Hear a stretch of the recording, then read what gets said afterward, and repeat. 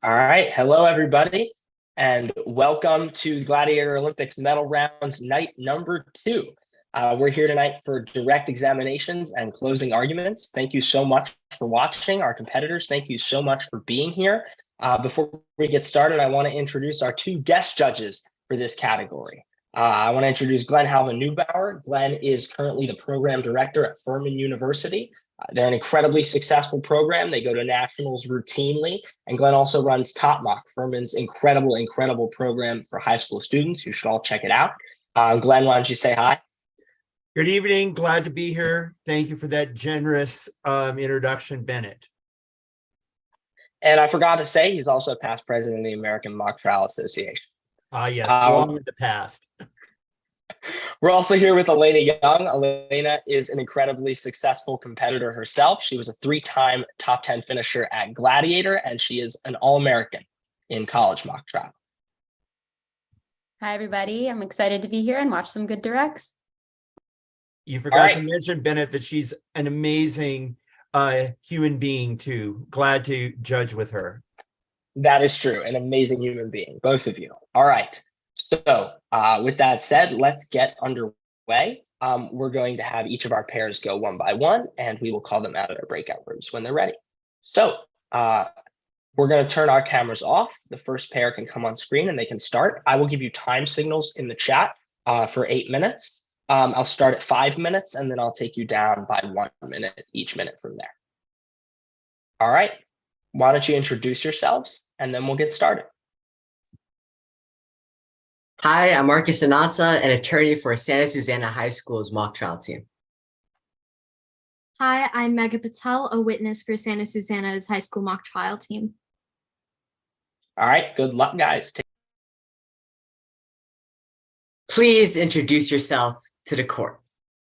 I'm Maury Walensky. I run the Henrica Hotel in Roma City. It's this tiny little bed and breakfast, but it's my absolute pride and joy. Tell us more about your duties at Henrica Hotel.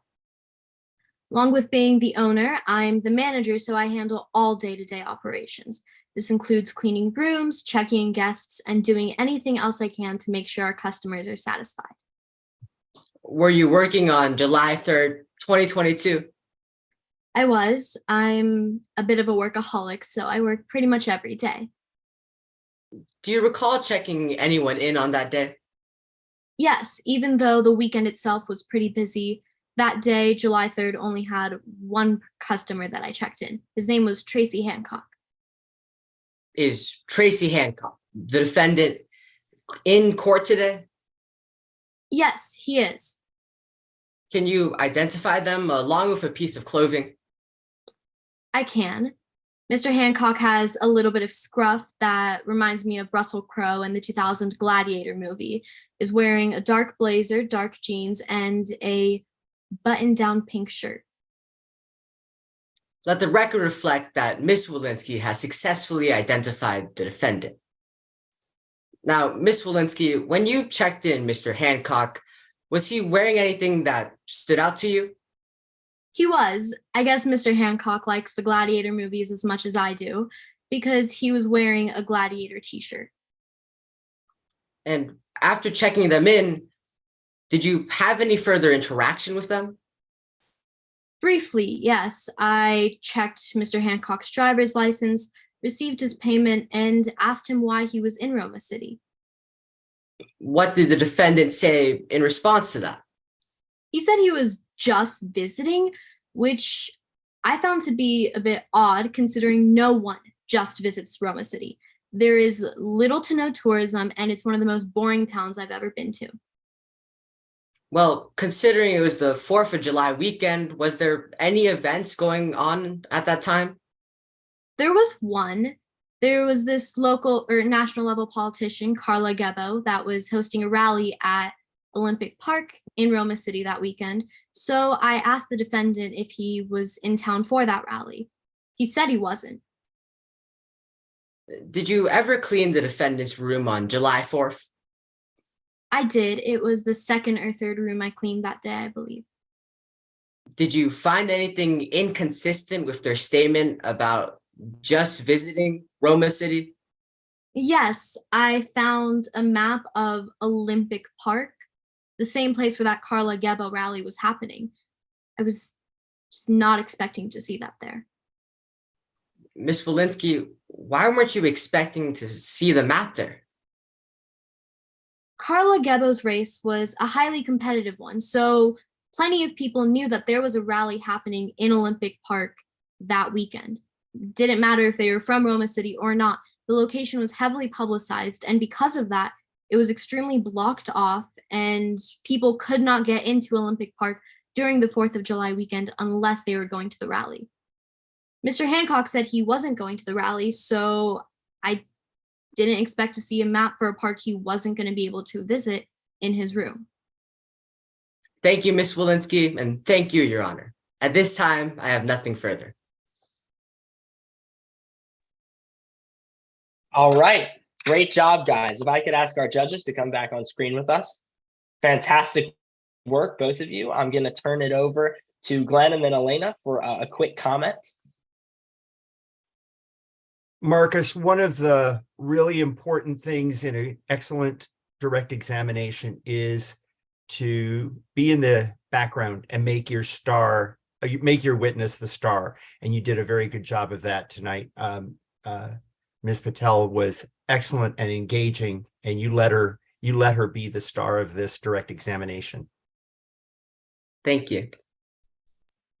Yeah, I completely agree with everything that Glenn just said. I also really liked the tennis balling between you two. I thought that you guys had a good spacing between questions and answers. One of the things that I think maybe could be improved upon just a little bit is paying attention to the question being asked relative to the witness's answer. I found that sometimes the answers seem to deviate a little bit from the question that is asked.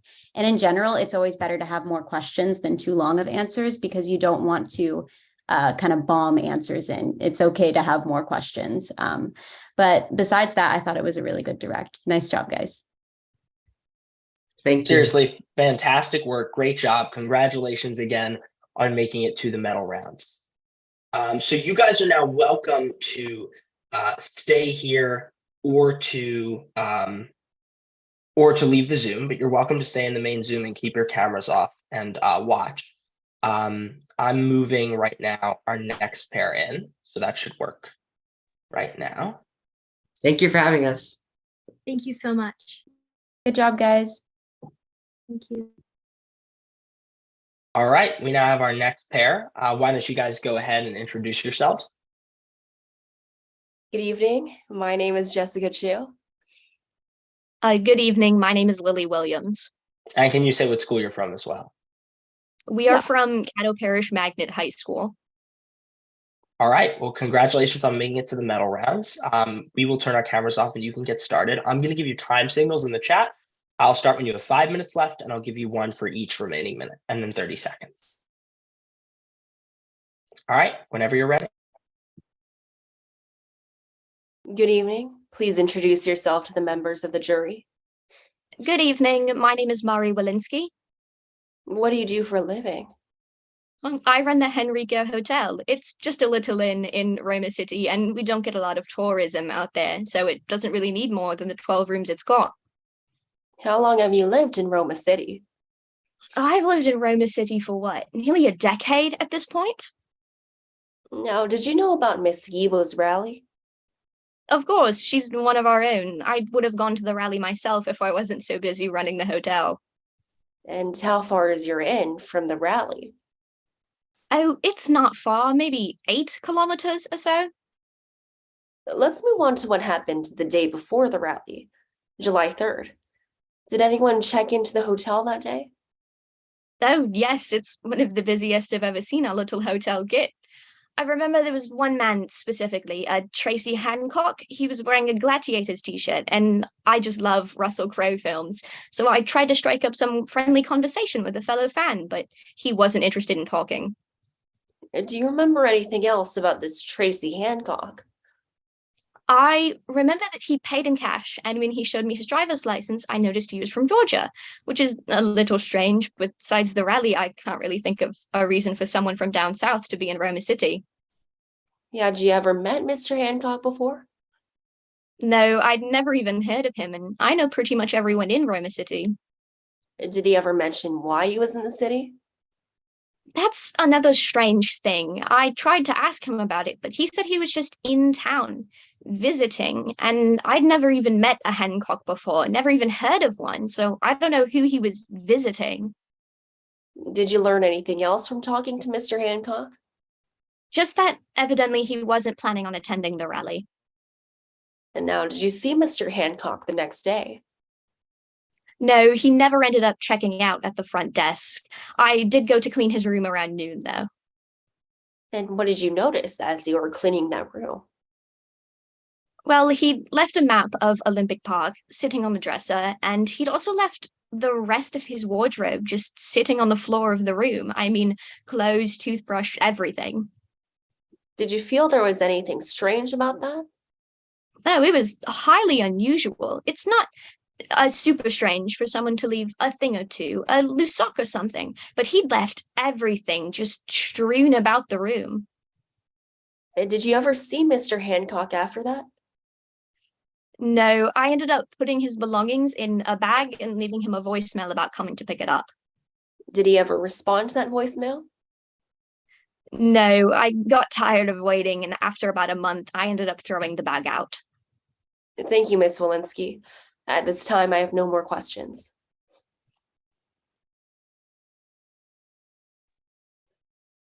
All right, great job, guys. Fantastic job. Congratulations on making it to the medal rounds. You guys were fantastic. I'm going to turn it over to our judges now for some quick comments. Well, thank you very much. That was really really well done. I think, Jessica, one of the keys to a great direct examination is to lead the jury through a set of questions. It's a very odd way to tell a story, by asking questions in a very precise and formulaic kind of way. But I think you managed to engage your audience and tell the story of this very odd client who came to this one-horse town to do something very strange. And I think you conveyed that very clearly to the jury. So congratulations. Thank you. Thank you. Yes, I concur with everything that Glenn said. I thought that this was a really great direct, and I'm only going to give things to improve upon because you guys are at such a high level. I'll give a comment for the attorney and the witness.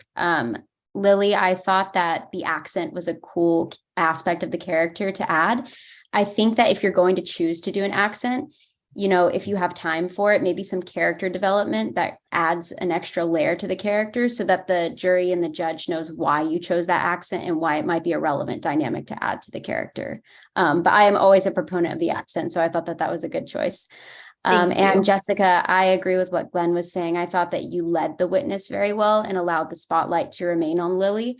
I think, though, that as an attorney, it's kind of your job to direct to the jury or the judge what's important, what's those key aspects of the direct, and especially on Zoom and in person to kind of your facial expressions and your bodily gestures towards the jury will indicate to them what's important and what they really need to pay attention to in the direct. So kind of more of a performative thing to work on, but those are all the comments that I had. I thought you guys did a great job. Fantastic job, guys. Congratulations again on making it to the medal rounds. It was really tough to get here, so it speaks to how great your direct was. You guys are welcome to stick around with your cameras off and watch the other entries. You're also welcome to leave. I'm going to bring in our next pair now.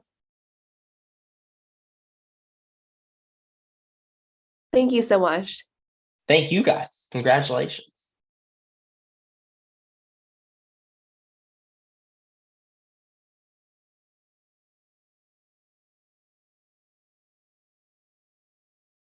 All right. Hi, Kayla.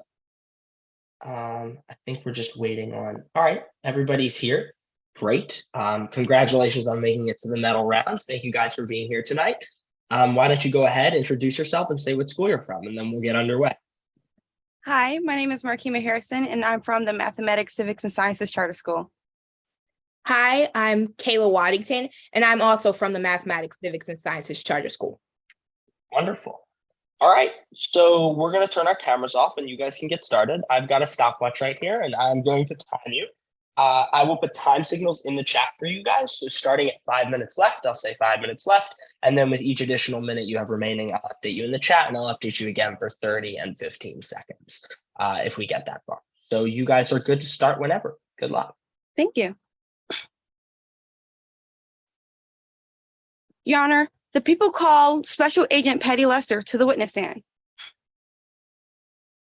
Good evening. Could you introduce yourself to the court? Good evening, everyone. My name is Special Agent Patty Lester. Agent Lester, could you tell us what you do for a living? Well, of course. I'm a Secret Service agent for the United States Secret Service. I specialize in the protection of the people in our government who could be potential targets for threats or attacks. Well, how did you become a Secret Service agent? Well, I started off in law enforcement as a cop on the beat in Hanover, New Hampshire. I was placed on the presidential detail of the 2016 presidential election, and I was able to thwart an assassination attempt on the life of Bernie Sanders. After that incident, I was recruited into the Secret Service.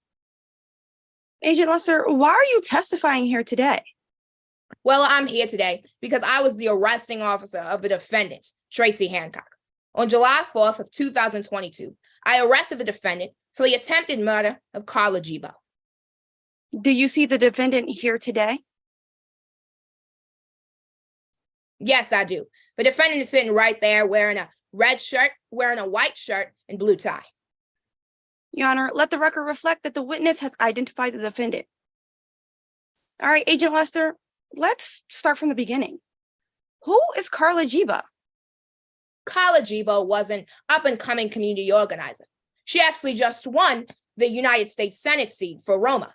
She has some unconventional policies, so she needed protection at her rally on July 4th. All right, well, when did you first meet the defendant? I first met the defendant at Carla Gibo's rally on July 4th. He arrived at my checkpoint in a black Chevy Suburban. It was at this point that I checked the defendant's identification. And what did you do after checking the defendant's identification? After this, I observed that the defendant had Georgia ID and Georgia plates. So I asked the defendant why he decided to make the trek all the way to Roma, as Georgia and Roma are not close to each other. Did the defendant answer you? Eventually, the defendant did. At first, the defendant just kind of stared off into space as if he was trying to come up with an answer. He finally said that he was simply there for the rally. Once I asked him to elaborate on what he meant by that, he stared off again, waited a couple seconds, and then said that he liked Carla Gibo. Well, what did you do after this? Well, I found this entire interaction to be extremely suspicious. So at this point, I asked the defendant to step out of his car and I searched him. All right, and what did you find in the defendant's car? I found the defendant's phone. I found a wheelable trash cart and a janitorial suit with the name D. Lyle printed on the front. I also found an AR-15 rifle with 2 full clips of ammunition. Your Honor, I have Exhibit 4. Let the record reflect that I am now displaying via screen share for identification purposes. Agent Lester, do you recognize this? Why, yes, I do. This is the AR-15 that I found in the defendant's car on July 4th of 2022. And is this a fair and accurate representation of that weapon? Why, yes, it is. Your Honor, the people move Exhibit 4 into evidence. Now, Agent Lester, earlier you mentioned that you found a phone. Did you ever search said phone? Yes, I did. And oddly enough, I found no mentionings of the rally or of this trip to Roma on the defendant's cellular device. All right, and what did you determine from these findings? I also found this to be highly suspicious. In all my years as a Secret Service agent, I've observed that people usually tell their friends or family about trips or plans if their intentions are truly innocent. Okay, and what did the defendant tell you?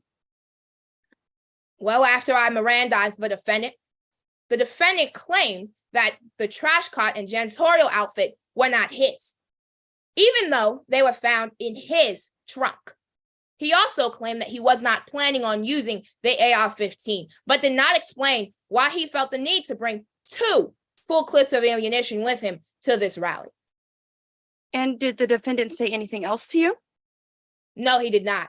It was at this point that the defendant asked for a lawyer and stopped speaking to me.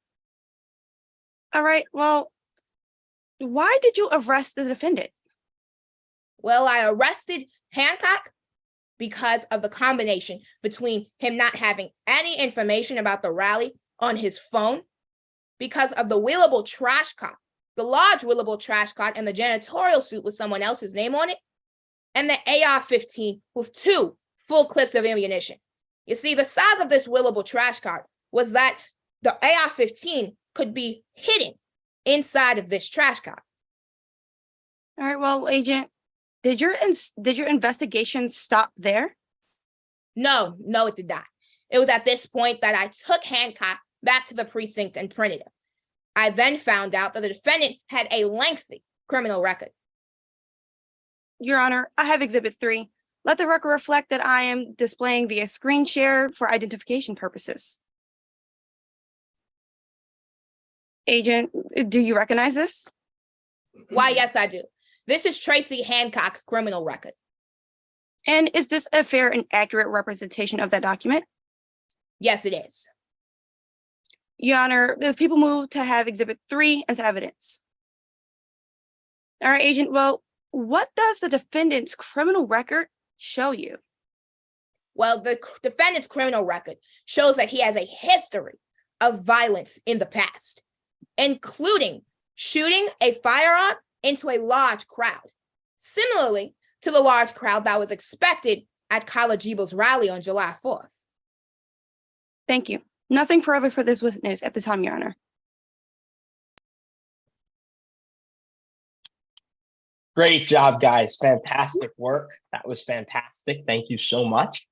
Really great. I'm going to turn it over to our judges now for some quick comments. I really enjoyed that direct examination very much. And Markima, I think what I liked most about it is that you showed some really good direct examination techniques for a government agent, just some classic kinds of things. You get out the agent's credentials, and you then, walk us through what the government's case really is against Hancock. And then I just sort of you went through that in a very systematic way that was easily understandable. You leave the jury with this notion of 2 AR or an AR-15 with 2 clips of ammunition. We've got this jumpsuit. We're thinking, this Hancock person looks pretty shady along the way. And I also like the way you used the digital exhibits. I'm a big fan of the exhibits, and then the way you entered them was very well done. Thank you. Thank you. Yes, I agree with everything that Glenn just said, especially the exhibits. I didn't know there were exhibits in this case, so it was nice to see them, especially on this kind of witness. It's nice to see the evidence. I am going to give some quick comments on things to improve upon, just because you guys are at such a high level. I think this will be helpful to, take it to the even higher level. So for Kayla, I thought that you were a great witness. First of all, you were very engaging and you explained everything very clearly. And I like that you were using your hand gestures to indicate important points. But because of Zoom, and there's a little box on the screen, we have to be mindful of our framing, because I saw kind of the bottom of your hands. And again, this is such a nitpicky point, but I think being mindful of the framing of your camera so that we can see all of your hand gestures.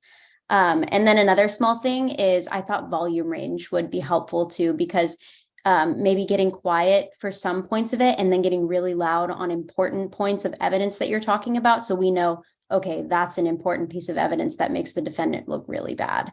But again, nitpicky points. Markima, I thought that you were a very good government witness, like Glenn was saying earlier. And I especially liked at one point, you looped one of your questions and you said, earlier you said you found a phone. I really like that looping, and I thought you could do a little bit more. And when I say looping, I just mean taking a piece of the witness's answer from a previous question and starting your next question with that, especially with a witness that is talking about a lot of things that they found in an investigation. It's helpful to allow the jury to see, okay, this is what's really important, and we're going to talk about this next. But you guys, this was a great direct. Awesome job, guys. Thank you. Congratulations again. Great job on making it to the medal rounds. Kayla, we will see you later tonight for another performance. Great job to both of you. And you guys are welcome to stick around and stay and watch the other direct entries, or you're welcome to go. But if you stay, please turn off your cameras because I'm going to call in our next group. Thank you.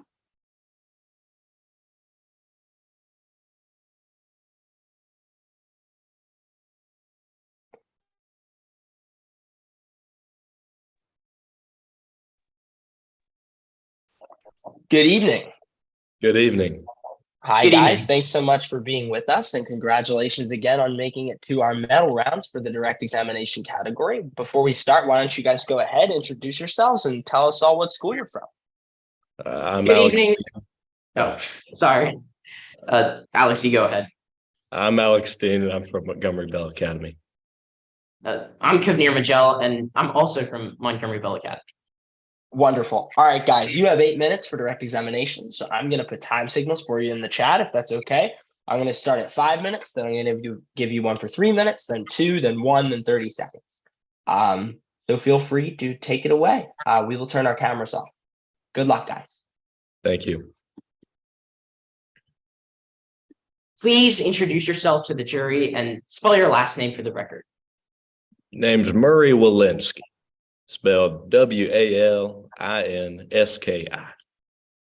What do you do for a living?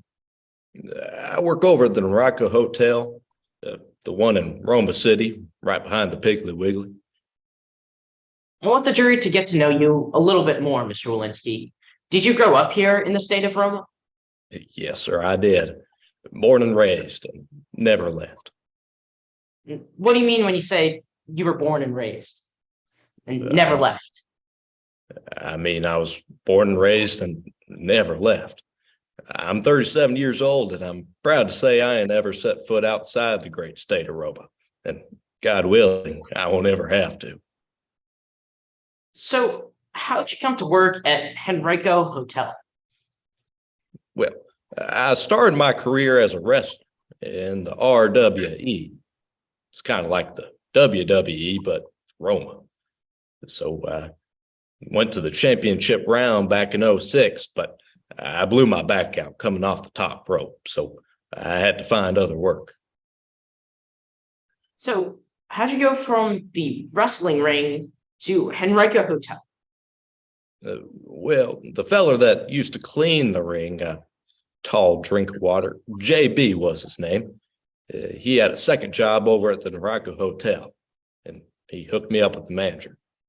16 years later, and the rest is history. I'm running the place. Let's shift to why you've been called to testify today, Mr. Walensky. Were you working at Henrico Hotel on July 3rd of this past summer? July 3rd, 2022? Yes, sir, I was. And did you work on July 4th and July 3rd, all of the holiday weekend? Yes, sir, I worked both of them. July the 4th can be a pretty busy holiday around these parts, so I worked pretty much that whole week. And at any point on either of those days, did you meet the defendant, Tracy Hancock? Yes, sir, I met him when he checked in on the 3rd. How do you remember that? Well, I ain't never met a feller named Tracy before, and he didn't act quite right, so he stood out. What do you mean by that? Well, I always try to make our guests feel welcome. Chit chat, what brings you to Roma? That type of thing. But when I checked him in, all I got was one word answers. That He wouldn't even look me in the eye. Where did he look? I mean, he just looked at his shoes the whole time I was checking them in. Strangest thing I ever seen. Did he tell you why he was visiting Roma? No, sir. I asked him what brought him to Roma. He said nothing. And I thought to myself, well, it can't be nothing or you wouldn't be here. So I asked him again, said it had to be something. And he said just visit. Did he mention a political rally? No, see, that's what I thought, because we had the Gibo rally coming up on July the 4th. So I asked him if he was going. Now, he said no, but I'm not sure I believe him. Why do you not believe him? Well, I found a map of Olympic Park in room 108. That's the room I rented him. Why would a map of Olympic Park cause you to question the defendant's truthfulness? Well, on account of the fact that Olympic Park is where the Gibo rally was going to be. So I didn't see why I'd have a map of Olympic Park if he wasn't going. Do you have any explanation of why the defendant would lie about attending the Gibo rally? No, sir. It sure was acting strange about it, though. How far is Henrico Hotel from Olympic Park, the park where the rally was held? Oh, probably about 5 miles or so. So pretty close. Was there anything else that stuck out about the defendant? Yes, sir. He left all his stuff after he checked out. When did he check out? On July the 4th. And what do you mean when you say he left all of his stuff? I mean, he just left all his stuff, like in room 108. I mean, I found a Russell Crowe t-shirt, a toothbrush, pair of boxers, even socks on the floor, and he just left it all there. Is there anything else you remember about the defendant? No, sir. Nothing comes to mind, except the fact that he did pay cash, for what that's worth. Not a lot of folks carry cash these days. Thank you, Mr. Walensky. No further questions at this time, Your Honor. Great work, guys. Congratulations. Fantastic job. Really fantastic. Let me turn it over to our judges, Glenn and Elena, for some quick comments. Alex Cavnier, you did a wonderful, wonderful job. I think it must have been fun for you to think about your coach as some kind of nefarious scofflaw. And so that must have given you some great pleasure there. But seriously, this was really well done. And I think, when a high quality direct really works, there's a chemistry between the direct examiner and the witness, and you gentlemen have a really, really nice chemistry. Alex, you're sort of the intellectual Forrest Gump kind of character, and you're matched by your erudite direct examiner. So I liked the way that was. Cavnier, you let Alex be the star of this direct in a really positive kind of way. The questions were, I think, just about the right length, and it just really worked, and it was a compelling narrative that was told, and really quite convincing. Thank you, gentlemen. Thank you. Yes, I agree with everything that Glenn said. I thought that this direct was really easy to follow, and I really liked the character that you chose, Alex. I thought that it was very conversational, very likable. And Cavnier, I thought that you led the witness very well. I think to take it a step further, you can maybe try and match the tone of the witness just a little bit more. And I'm not talking about your physical tone, but more like the way that you're wording your questions, just making them a little bit more casual. I found 2 examples that kind of stood out to me. You had asked Alex, how do you remember that? And I'm not sure what it was referring to, but I think you can say, oh, it was about Tracy standing out to the witness. And so I think maybe instead you can ask a question like, why did Tracy stand out to you? Just something a little bit more conversational, like a lay witness would understand fully. And then also, why would a map of the park make you question his truthfulness? You can just say, why did the map make you think the defendant wasn't telling the truth? Just little things like that that'll make it a little bit more casual, a little bit more conversational. But these are very nitpicky things because this was a very high level direct. So great job, guys.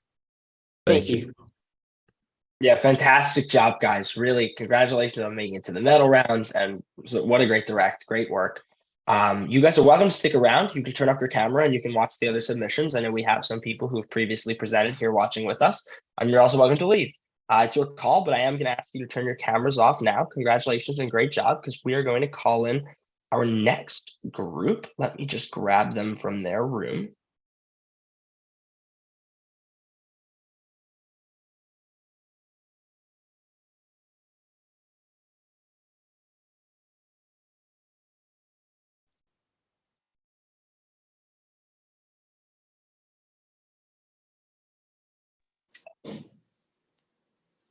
All right, we have our next group with us. Fantastic. I think I've seen this kid before. Okay. Why don't you guys go ahead and introduce yourselves and say what school you're from? I'm Jacob Molina. I'm from Dos Pueblos High School in California. I'm Io Drew, and I'm also from Dos Pueblos in California. All right. Well, thank you guys for being here. Congratulations on making it to the medal rounds for direct examination. I'm going to give you time signals in the chat. So you'll get 8 minutes, and I'll give you a signal at 5 minutes, at 3 minutes, at 2, 1, 30 seconds, 15 seconds. Yeah, you guys are good to get started. We will turn our cameras off. Good luck. And congratulations on being here. Thank you. Good evening, Ms. Lewinsky. Could you please introduce yourself for the members of the jury? Sure. I'm Maury Walensky, and I'm 37 years old. What do you do for a living? I own a hotel. Well, I reckon it's more an inn, just 12 rooms, but it's a cozy little place. Where is your hotel located? Roma City. I know, not a great place for a hotel, but it's near Olympic Park, which gets us some visitors. And why did you buy that hotel? I actually didn't buy the hotel. It's been in my family for a few generations. I took over the biz just a few years back. What did you do before taking over the hotel? Well, gun reform was my passion.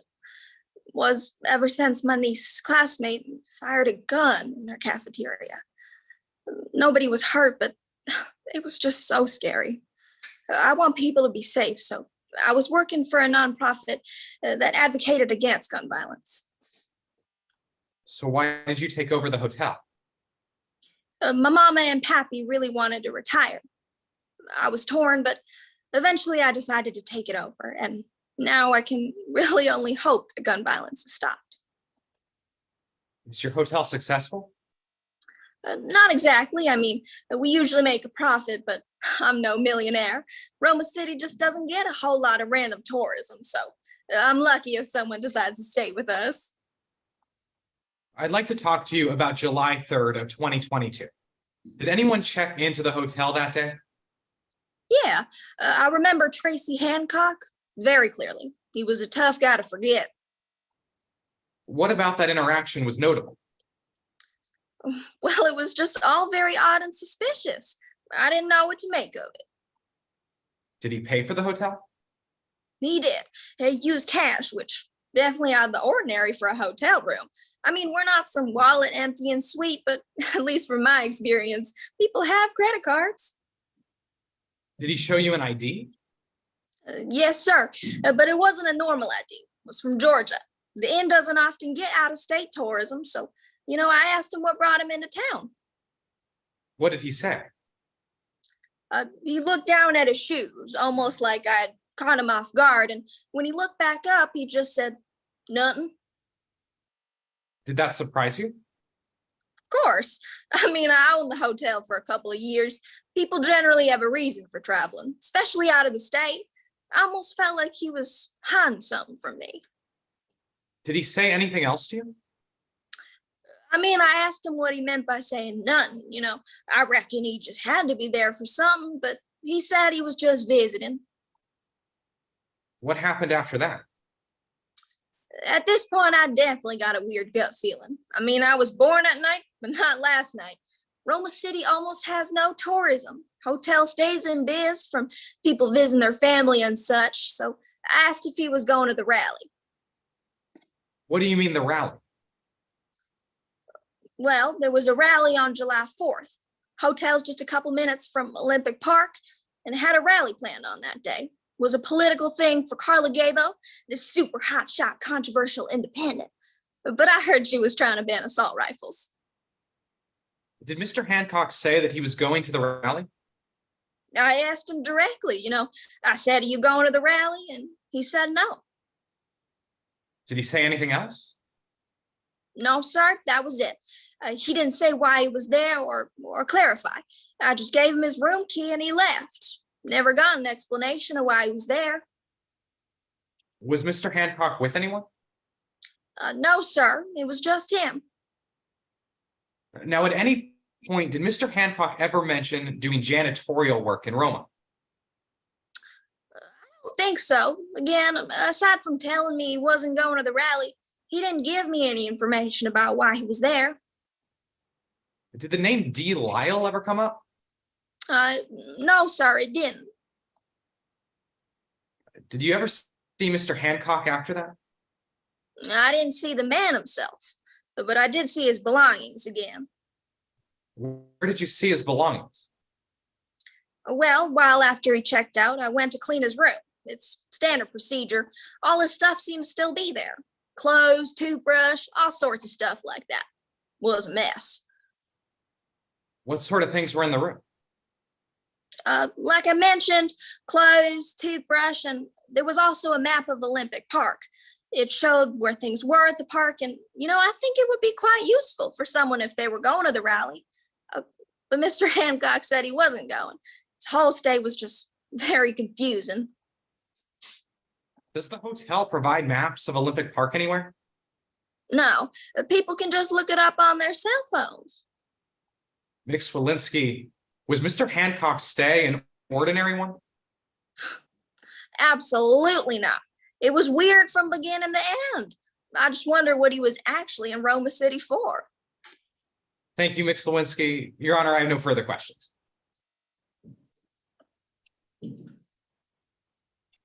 Fantastic job, guys. Really, really great direct examination.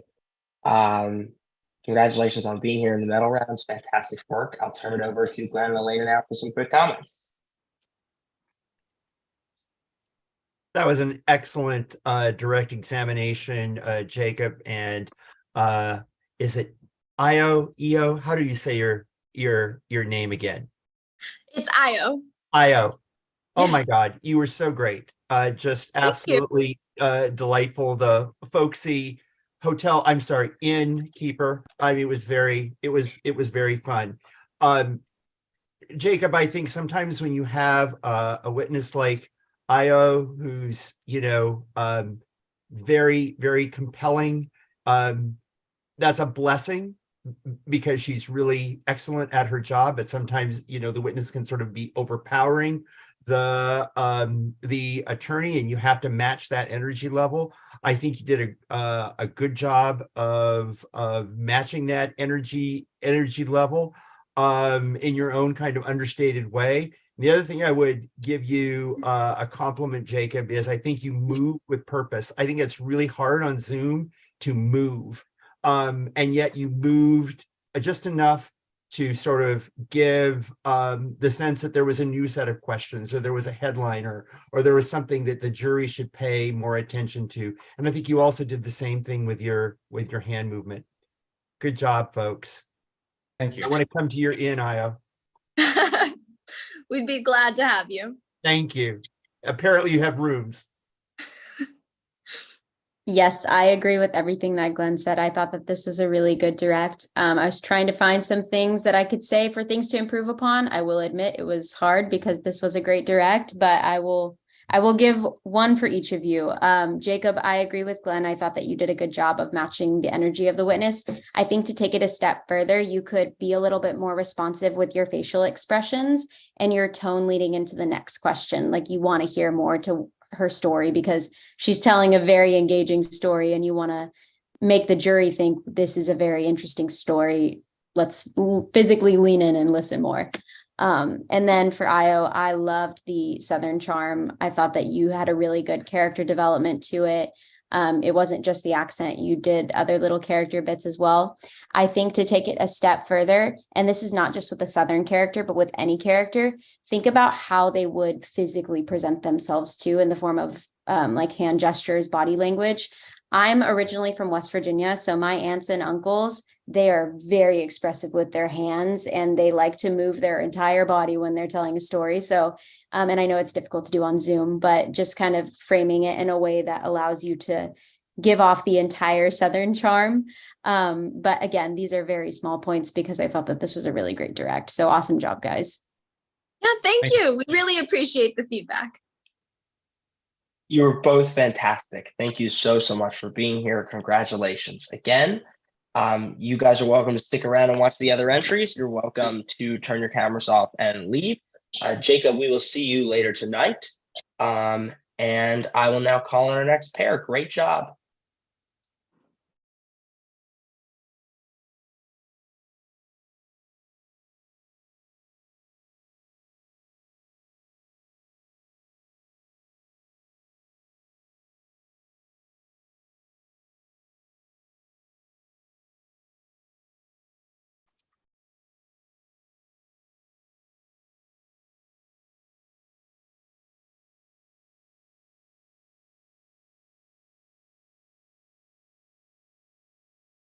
All right, we have our next pair with us. Why don't you guys go ahead and introduce yourselves and tell us what school you're from? Hi, my name is Olivia Pizarro and I attend Hialeah Gardens High School. My name is Rachel Del Toro, and yeah, I also attend Hialeah Gardens High School. My name is Ranier Canizares, and I also go to school with him. All right, thank you for introducing yourselves. Thank you so much for being here. Congratulations again on making it to the medal rounds for direct examination. We will turn our cameras off and you all can get started. You have 8 minutes for direct. I'm going to give you time signals at 5 minutes, 3 minutes, 2 minutes, 1 minute, and 30 seconds and 15 seconds remaining. Good luck.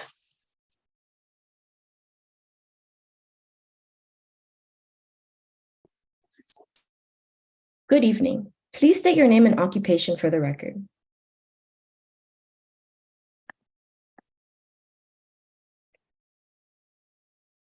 Rachel, you're muted.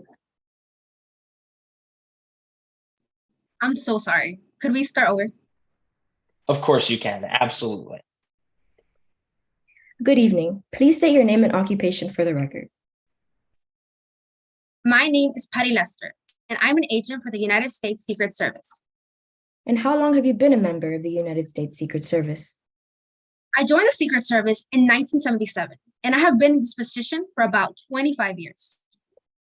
What is your area of focus? I've specialized in public official protection since the start of my career. And what type of experiences have you had while on call? In my 25 years of service, I have been assigned the job of protecting several public officials of high authority, such as the United States President, Supreme Court justices, and United States senators. Can you tell us a little? Yes. I earned my bachelor's degree in criminal justice from the Georgia Institute of Technology, along with a master's degree in criminology from the University of Los Angeles. After that, I completed my protection and investigation training at the Rowley Center in Maryland. Your Honor, at this time, we would like to offer Agent Lester as an expert in criminal justice and public official protection. Now, Agent Lester, what job were you assigned on July 4th, 2022? My job was to ensure that gubernatorial candidate Carla Guibo was safe. I was tasked with overseeing the security checkpoints due to the large expectancy of attendees. And what procedures were you tasked with regarding the security checkpoints? The standard operating procedures were to have one of us agents ask every passing vehicle at the checkpoints to roll down their windows and show a form of identification. If they were clear, they'd then be permitted to enter the rally. Well, what would be the case if the passenger was not clear? Well, in the case of suspicious activities such as unusual behavior from the driver or an improper ID, it was our responsibility to conduct a search of the vehicle to rule out any possible threats to our assigned public official. Let's move on. Agent Lester, where were you at 7:30 a.m. on July 4th, 2022? I was stationed on my post at the main checkpoint outside Olympic Park. And were there any noticeable vehicle stop incidents at that location? Yes, only one. It was a black Chevy Suburban. And what was so unusual about the vehicle stop? Typically, this wouldn't be suspicious. But since the vehicle had a Georgia license plate and Georgia is so far from Roma, I had to stop the car. And what happened after you stopped the car? I followed protocol and I asked the driver to roll down his windows. And is a driver of this vehicle in the courtroom today? Yes, he is. Could you please describe this person? Yes, it's a dark-haired man wearing a black suit. Your Honor, let the record reflect that the witness has correctly identified the defendant. Agent Lester, you signaled the defendant to roll down his window? Yes, I asked him to show me his ID. It was issued from Georgia just as his license plate. And what did you do next? I proceeded to ask him why he was attending the rally, and he gave no response. He just stared at me with a cold look. And what did he say? He finally said that he was there for the rally, and when I asked him why, he just stared at me again. Well, what followed that? He oddly stated how he was a fan of Carla Gibo, but I didn't necessarily believe this. This behavior led me to ask him to step out of the vehicle. Did he resist at all? I asked him to exit his vehicle, but he responded by saying, I'd rather not. So I suppose he did. So did he ever comply? Yes. I ordered him to exit the car one last time, and he complied. After he stepped out of the car, I frisked him. And what did you find? I found a wallet containing his ID and five $20 bills, along with the keys to the vehicle. After I frisked him, I searched the inside of the vehicle. What did you find in the front of the car? I searched the glove box and only found Mr. Hancock's title and insurance policy. I also searched the front seat and the console, and I found nothing except an iPhone connected to a USB port. And what did you find in the trunk of the car? I found a couple of candy bars, a janitorial jumpsuit with the name D. Lau sewn to the front, a wheel of a trash car, and an AR-15 with 2 full clips of ammunition. Agent Lester, if I were to show you a picture of the weapon found in the trunk, would you be able to identify it? Yes. Agent Lester, can you please reference Exhibit 4 in your case packet? Yes. Let the record reflect that I will be asking foundational questions. Agent Lester, this is Exhibit 4. Do you recognize it? What is it? It is a picture of the AR-15 gun I found in the trunk of Mr. Hancock's vehicle. Has it been altered or changed in any way? No, it hasn't. Your Honor, permission to move Exhibit 4 into evidence. Mr. Canizares, can you please screen share Exhibit 4? Upon discovering this weapon, what did you do? I immediately Mirandized and questioned him at the scene. He told me that he worked at a sporting goods store in Georgia and that he had a valid permit for his AR-15 weapon. Well, what did he say about the items found in the trunk of his car? He claimed that the jumpsuit and the wheel of a trash car weren't his. I then asked him who the items belonged to, and he stopped answering my questions and demanded to speak to his lawyer. And what did you do after this? I arrested Mr. Hancock for attempted murder. Thank you, Mr. Canizares. Moving on, when you attempted to verify the defendant's story, what did you find out? I found out that most of what Mr. Hancock stated was true. He was from Georgia, he worked at a sporting goods store, and the AR-15 was properly registered under his name. However, he had no ties to any janitorial service. And what about when you interviewed his coworkers? They briefly stated how Mr. Hancock refrained from socialization and how he never talked politics. Agent Lester, in your expert opinion, have conducted a thorough investigation, reached a conclusion. Yes, indeed. May you please relay this conclusion? It is in my opinion that Tracy Hancock had a plan to assassinate Carla Gibo and possibly kill several other bystanders.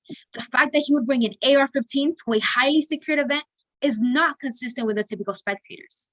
Also, the fact that he has no friends and has limited contact with his coworkers adds on to existing suspicions.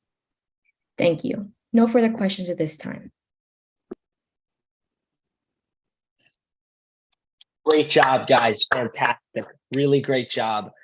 Congratulations on being here. That was a fantastic direct examination. I'm going to turn it over to our judges now, Glenn and Elena, for some quick comments. Olivia, Rachel, Rainier, wonderful job. Olivia, what I really liked about this is you're not only doing the direct examination, but you really are the orchestra leader, because you've got to get those exhibits in. And so good job on the coordination of that. I think that's a problem that people have had to really learn to adapt to on Zoom. So good job of being able to multitask. The other thing I would say is that, you know, Rachel is a pretty by the book, tough as nails agent. And I think that was a very good portrayal of her. I would have recommended to my students to do something similar. But I really liked the kind of very soft kind of way that you handled the questions. You were not as edgy as she was, and I liked that kind of contrast there. I think it made a more human kind of edge to it and made it more compelling. So good job. Thank you so much. Yes, I agree with everything that Glenn said. I thought that this was a very nice dynamic between the two of you. Olivia, I thought that you did a great job kind of leading the witness in the right direction. I'm just going to give some comments on things to improve upon, just because I know that you guys are at a high level. This will be a way to take it a step further. This goes for Olivia and Rachel. I think that the direct could have been a little bit slower. The back and forth was a little fast. And I know that you guys have a limited amount of time. And with that kind of comes another point that maybe if you're pressed for time, you can be a little bit more selective with what evidence comes into the direct. I know that you're given a lot of evidence that you can put in there, but kind of being strategic with it and making the direct pointed. I think it's more important to have kind of a slower direct and easy to follow one than just trying to get everything in. And I also thought that the pockets of the direct could be a little bit clearer. Some examples of ways to do that is starting with, I want to talk about your experience. So then you get her credentials out. And then let's talk about the investigation for this case. And then moving to the day of the rally, just kind of making it a little bit more clear what the pockets of the direct are and like the transitions and the flow of the direct. But again, these are very nitpicky things because this was a great direct and I really enjoyed getting to watch. So awesome job, guys. Fantastic work. Thank you guys so much. Great direct examination, and congratulations again for making it to the medal round. I want to thank one more time Glenn and Elena for coming in to judge the direct examination category. Glenn and Elena are both incredible mock trial competitors and coaches and incredible human beings, as Glenn pointed out at the start of our live stream, and he wasn't wrong. We really appreciate you coming in to do this. We couldn't have asked for better guest judges for this category, so thank you so much. We are finished with the direct examination category. We will announce our winners tomorrow night with the winners of the other categories. All of the finalists in this category did a wonderful job, and it was such a treat to get to watch them all live. We're going to come back in 30 minutes for closings. We're going to stay live until closing arguments. So if you are in the Zoom, please remember to keep your video and audio off because we are still live streaming. So if everyone could go ahead and turn off their video and audio right now. Glenn and Elena, thank you so much for being with us. You guys are good to go, or you're welcome to stay and watch. And I'm going to put up our slide right now. There you go. Can everybody see that? Great. All right. Thanks, guys, so much. We will see everyone in 30 minutes for closing.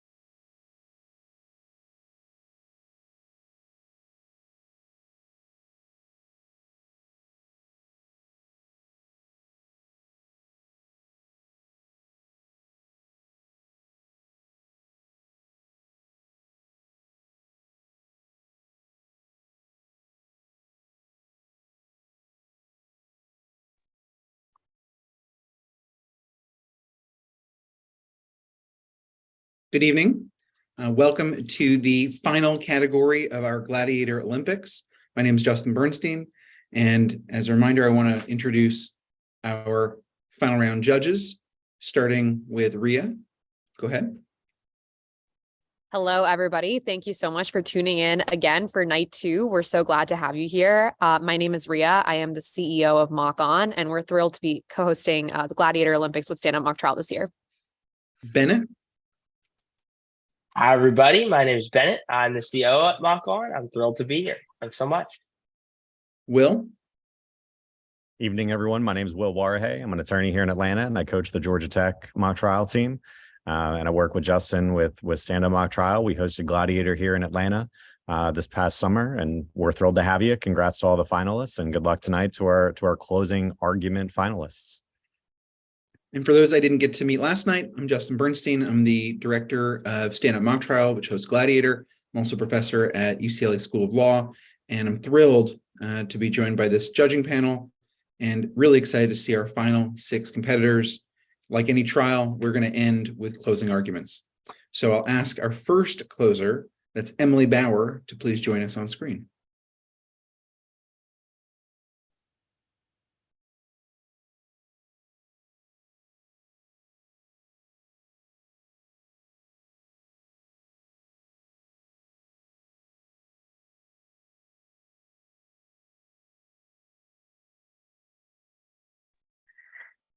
Hey, Emily, how you doing? Hi, I'm doing great. Would you mind introducing yourself to everybody, including your name and your school? Yeah, my name is Emily Bauer. I'm from Apple Valley High School in Apple Valley, Minnesota. Terrific. So we're going to turn off our cameras. Whenever you want to begin, you can begin, and we'll make sure we put some time markers in the chat. Awesome, thank you.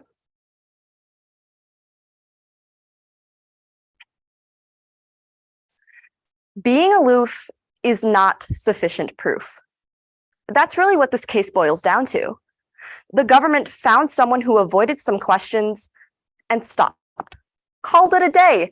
They didn't consider all of the evidence. They didn't consider other possibilities. And because the government jumped to conclusions, they have charged an innocent man. But before we review the evidence, I want to review the law. When the government walked through those doors today, the law placed a very heavy burden on their table, one that can be met by assumption after assumption. They have to prove to you that Tracy Hancock intended to commit the murder of Carla Gibo. Not that it is possible that Tracy Hancock did, not that some evidence might point to Tracy Hancock's intent. They had to prove Hancock's guilt beyond a reasonable doubt. The government failed to do that today. And to show you why they failed to meet their burden, let's review the evidence. Now, the government's case can really be summed up as follows. 1, Tracy Hancock had a gun. 2, Tracy Hancock went to a rally. And 3, Tracy Hancock avoided questions. That's it. That's the evidence they have against Tracy Hancock. And members of the jury, all of that evidence is flawed. First, the gun. Did Tracy Hancock have a gun with them on the day in question? Yes. But remember, the defendant was completely honest about the gun. When Agent Lester asked Tracy Hancock about the gun, he admitted that it was his. He said that it was registered and said that he had absolutely no intentions of using it. And that's exactly what it was. The evidence showed that the defendant was completely honest. The gun was his, and the gun was properly registered to him in the great state of Georgia. Having a gun is a constitutional right, and by itself is nowhere close to proof of a crime. And remember that this is an AR-15. This gun requires a magazine, but all that was found in the vehicle was a clip, not a magazine. There was no way Tracy Hancock could have used this gun even if he wanted to. Next, the rally. Did Tracy Hancock go to the rally at Olympic Park? Yes, but again, there is nothing criminal about attending a rally. In fact, today you heard a perfectly reasonable explanation as to why the defendant was there. He liked Carla's politics. That's what the defendant said on the day in question, and that's what the defendant testified to in court today. Members of the jury, the government didn't even come close to proving that Tracy Hancock was at the rally to murder Carla Gibo. The final piece of so-called evidence the government had against Tracy Hancock was that he avoided questions. He asked, why was he there? And he paused for a moment. But pausing isn't proof. Members of the jury, the defendant did act aloof on the day in question. But remember, being aloof is not sufficient proof. Members of the jury, I want to leave you with one word that really stood out to me in trial today. Presume. That's really what the government's whole case is. You see, when the government couldn't bring you evidence that proved Tracy Hancock's guilt, they wanted you to presume it. They wanted you to presume that Tracy Hancock intended to use a gun, even though there wasn't the correct type of ammunition to fire the gun. They wanted you to presume that the defendant wanted to kill Carla Gibo, even though he was a big fan of her. They wanted you to presume that avoiding a few questions is somehow proof that you intend to commit murder. But the law says the only thing we can presume about Tracy Hancock is his innocence. Because when he walked through those doors, he is innocent until proven guilty. And with all of the flawed evidence the government relied on in this case, he isn't just presumed innocent. He is innocent. Find Tracy Hancock not guilty. Thank you.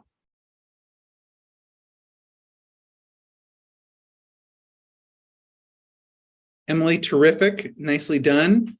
Thank you for kicking off the evening with a wonderful performance. We're going to turn it over to our judges for some comments. First, Rhea, and then Bennett.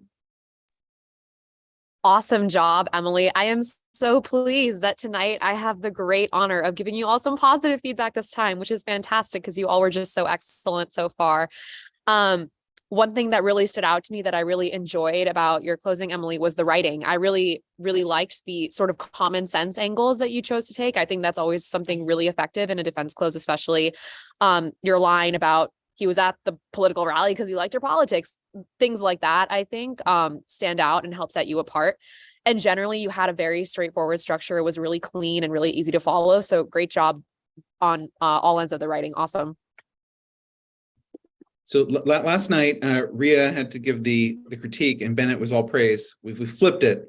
Bennett, any suggestions for Emily? Yeah, so I have the unenviable job of giving a little bit of constructive criticism here. I agree with Rhea. It was fantastic. I'll give you three things that I think could be improved on. Number one, the rhyming theme. It wasn't my personal favorite. I think it'll work with some people. I didn't love the rhyme. I think that I would have loved to hear you address the janitor's uniform. I thought you did a great job dealing with the bad facts for your side. I liked how you dealt with the gun. I liked how you dealt with the fact that he was there. I didn't hear, maybe I missed it, but I didn't hear sort of anything about the janitor's uniform. I thought it's a compelling fact that the prosecution has, and I would have liked to see you address it. And the third comment I'll give you is on the presentational side. I really liked the way you made your arguments. I think especially at the beginning and at the end of the closing, I would have liked to see a little bit more sort of variation in your presentation, more extremes, like sort of getting louder and more animated, but also some moments where you got quiet and slow and sort of emphasized the other end of that sort of presentational scale. But altogether, really, these are nitpicks. It's a really high level of competition. I thought you did a fantastic job. Emily, congratulations on reaching the medal round. Thank you so much. Let's give a round of applause. Congratulations, Emily. Thank you. We welcome our next finalist. That is Nikki Donovan.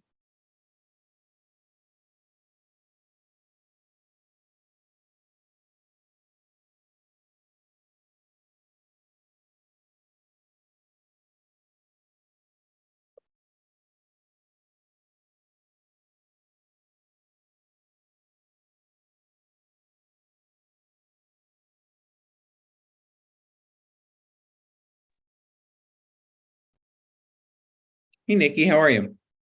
I'm good. How are you? I'm doing great. Congratulations on making the finals. Do you want to introduce yourself? Yes. Good evening. My name is Nikki Donovan from Hillsdale High School, Where's Hillsdale High located? To tell everybody. Bay Area, California. Nikki, whenever you're ready, we'll turn off our cameras and the floor is yours.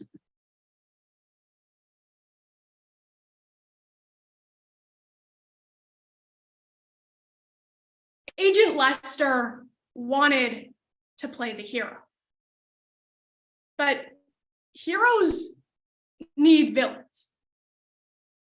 Mr. Lester was hired to protect a politician, like he had been so many times before.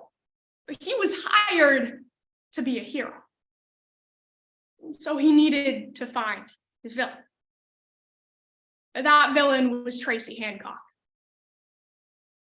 The government charged Tracy Hancock with attempted murder. That means they had to prove to you Tracy Hancock intended to kill Carla Gibo, and he took a substantial step to do so. Now, the government needed to prove these two charges to you beyond a reasonable doubt. That's the highest burden in our criminal justice system. And they failed to meet that burden today for two key reasons.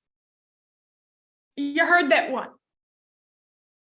There's no evidence directly proving Tracy Hancock intended to kill Carla Gibo. And two, Tracy Hancock's behavior is as reasonably explainable as a person taking a spontaneous trip as it is criminal activity. That's what's called a reasonable doubt. That's all we've had to show today. But let's break that down.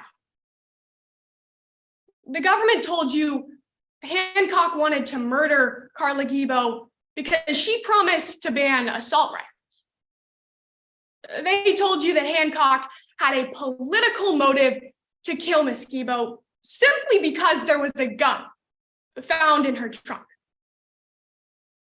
But there's absolutely no evidence that Hancock had any political views, much less any he would go so far as to kill for. In fact, you heard Tracy Hancock's coworkers never heard him talk about politics at all. Still, I'd like you to look at the bigger picture. Mr. Walensky from the hotel told you that Hancock said he was a tourist, visiting Roma from out of town on a spontaneous vacation. Now, when checking in, Hancock wasn't especially outgoing. It was a little awkward, but awkwardness is not evidence of a crime. People get nervous.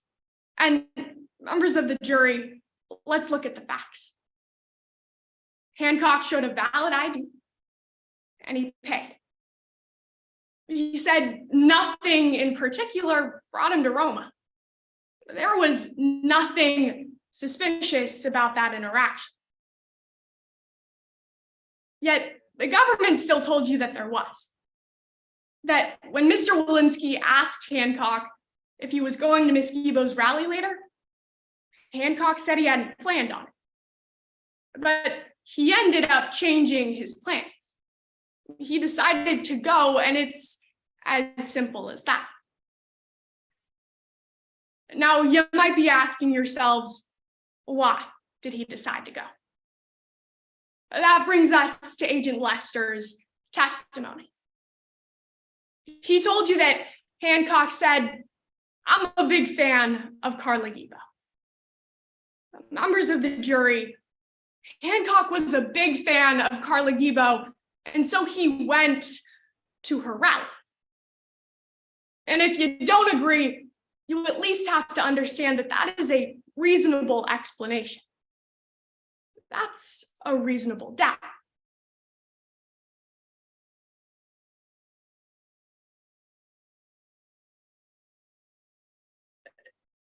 The government told you a story today. A story without evidence and packed with reasonable doubt. See, we provided another reasonable alternative explanation. Tracy Hancock went on a spontaneous trip. He wasn't outgoing, and he changed his plans. Now, he shouldn't be punished for that. He shouldn't be punished because the agent was suspicious of Hancock. Even after the agent found a gun and janitor's jumpsuit in Tracy Hancock's car. After Hancock told him the truth and fully complied with the agent's orders, with a frisk, a search of his car, a search of his device. After the agent found nothing incriminating on Hancock, a phone, a cup of coffee, empty seats, water, and candy. He shouldn't be punished because Agent Lester wanted to play the hero. Find Tracy Hancock not guilty. Thank you.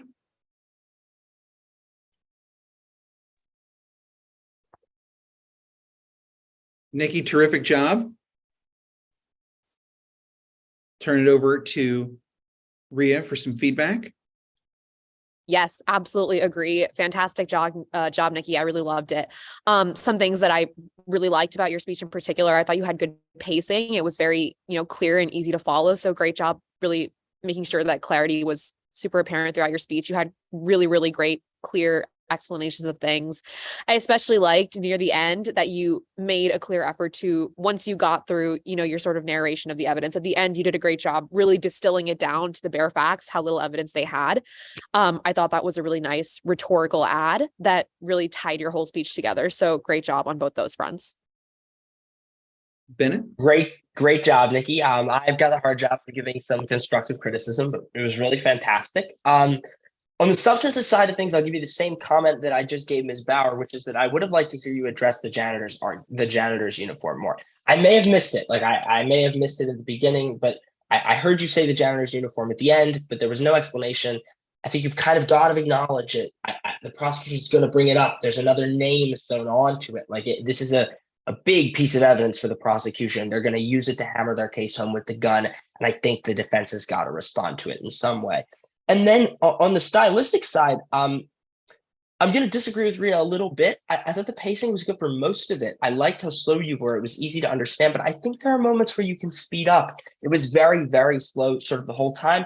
And I think there are moments to sort of get conversational and sort of relate to the jury. It was a very, very mock trial-y closing, and that's good because that's what we're doing. But also, I think in some ways you want to make it more conversational in places too. But really, it was fantastic. Great closing. Exciting dissension among the judges. Nikki, congratulations on making the top 6 in a very competitive category. Let's give her a round of applause. Congrats, Nikki. Well done. Thank you for having me. All right, our third competitor of the evening, Maitreya Gowda.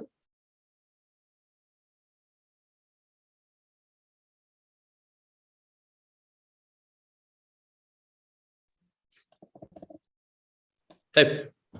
Welcome. Congratulations. Do you want to introduce yourself and your school? Yeah, sure. I'm Maitreya Gowda, and I go to Montgomery Bell in Nashville, Tennessee.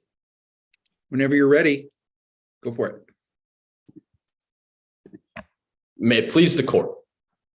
Members of this jury, guesses aren't good enough. That's what we told you at the beginning of today's trial. And now you know that it's true. When the government charges one of its citizens with a crime, when it attempts to deprive someone of their freedom and lock them in a cage, and when it accuses someone of attempted murder, guesses aren't good enough. Because the law requires proof. So when the US government decided to charge Mr. Hancock with attempting to murder Carla Gebbo, they took on a burden of proof. The burden to prove beyond a reasonable doubt that Mr. Hancock not only intended to kill Carla Gebbo, but that he took a substantial step toward achieving that goal. But I want to be very clear. Mr. Hancock entered this trial presumed innocent under the law. And he remains innocent unless you determine that the government has met its high burden, the highest burden in our legal system. But the government can't meet this burden with guesses, because guesses aren't good enough. They can't simply guess what Mr. Hancock's intentions were on July the 4th. They can't guess about why he was attending the rally, and they certainly can't guess why he's socially awkward. But that's exactly what the government's attorneys have done throughout today's trial. Just guess. You've neither heard testimony, nor have you seen a single piece of physical evidence indicating that Mr. Hancock even knows who Carla Gebbo is, let alone testimony or evidence that Mr. Hancock had a motive to harm Miss Gebbo. There was no evidence offered that my client disliked Miss Gebbo, no evidence that he disagrees politically with her, and most importantly, no evidence that he wanted to harm her. You saw no text messages from Mr. Hancock discussing Miss Gebbo, no social media posts, nothing to indicate any motive or intent whatsoever. Members of the jury, the government has not proven beyond a reasonable doubt that my client could do so much as pick Miss Gebbo out of a lineup, let alone prove that he intended to kill her. But I do want to spend some time talking about what the government did try to prove. Because it's true. Mr. Hancock was stopped in possession of an AR-15 rifle on July the 4th. But the simple truth is that it's perfectly legal in the state of Roma to own and carry that gun. Mr. Hancock's AR-15 was lawfully registered, and it was his right to carry that firearm in his car on July the 4th. But this lawful act, it's at the very center of the government's case against Mr. Hancock. The government would have you believe that possessing an AR-15 en route to a political rally must mean that you're going to kill someone.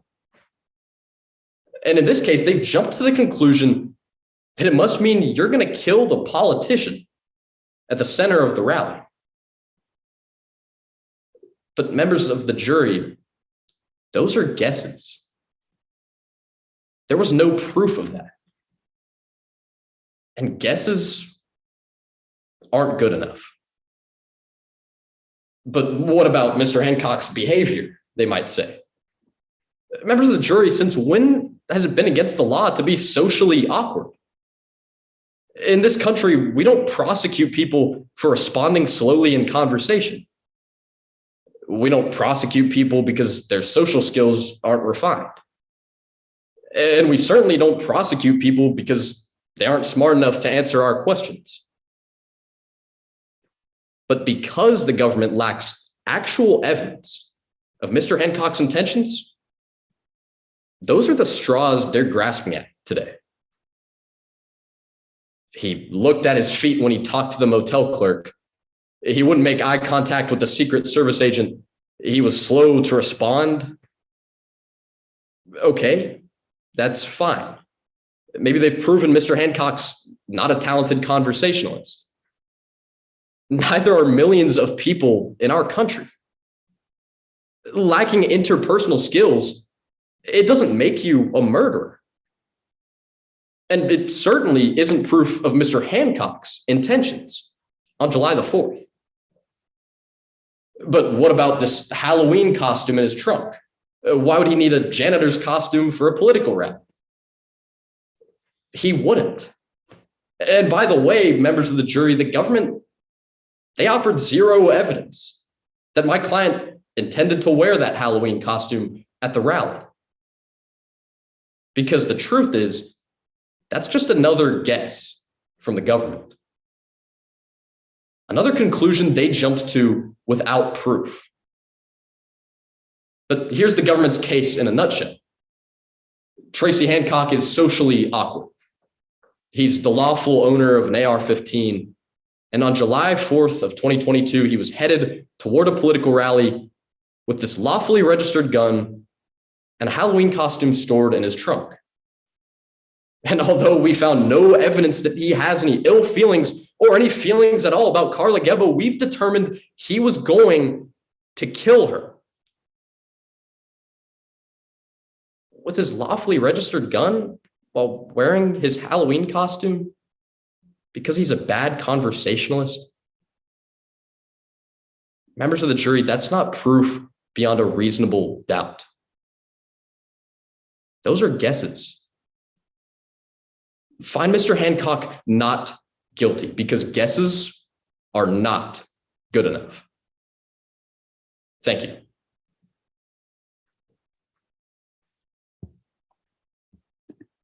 Nice job. Terrific closing argument. We'll turn it over to Rhea. Could not agree more. That was absolutely fantastic. Really, really excellent job. I just loved your delivery. I thought you were super conversational. You have a great voice. I thought that your charisma just really shone through. You had some of these great lines in there.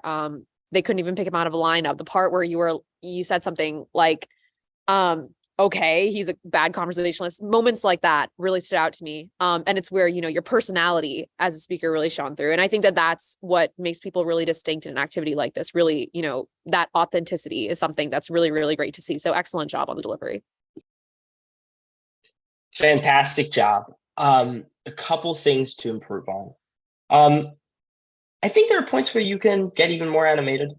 I might be alone in that opinion, but I do think there are places where you can speed up and sort of be more dynamic. You're obviously very charismatic. You're obviously very good at this. I think there are places where you can shine even more and sort of be even faster in certain places for emphasis.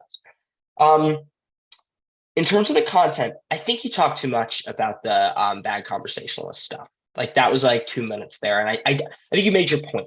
I don't think it's the best arrow you have in your quiver. I think it's a point worth making, but I don't think it's the point to spend, a third of the closing on. I thought you made the point, sort of too heavily.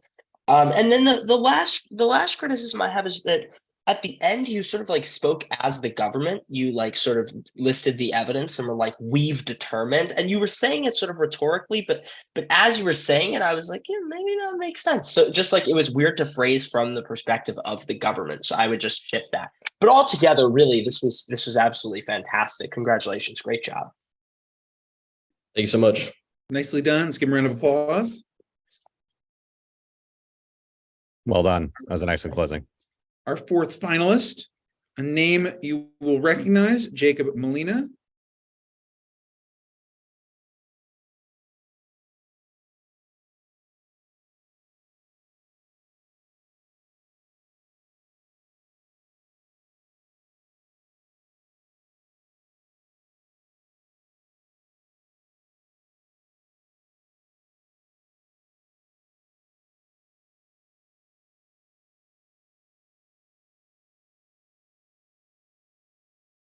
Jacob, I feel like a broken record. Can you introduce yourself? Jacob Molina from Dos Pueblos High School in California. Now, you're trying to become the Michael Phelps of the Gladiator Olympics. Have you needed rest between these rounds? Have you been able to get enough of a breather? Not really, considering a lot of closing rewrites this morning, but it's been fun. Well, we are excited to see performance number 4. Whenever you're ready, you may use the well.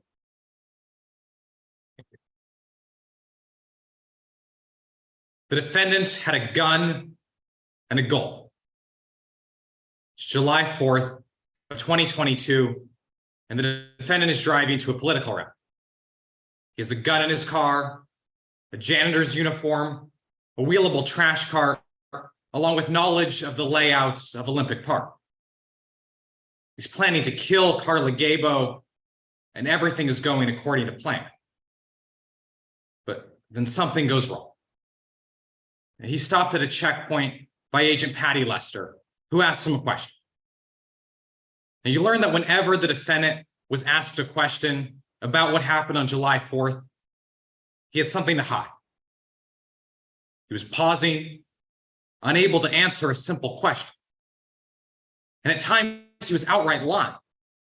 You learn that he told the agent that he was a big fan of Carla Gable, the very person trying to ban the assault rifle in his car.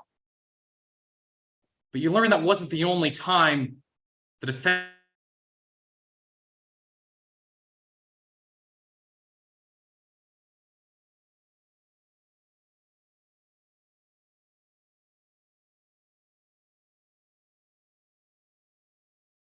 looking down at his shoes, pausing.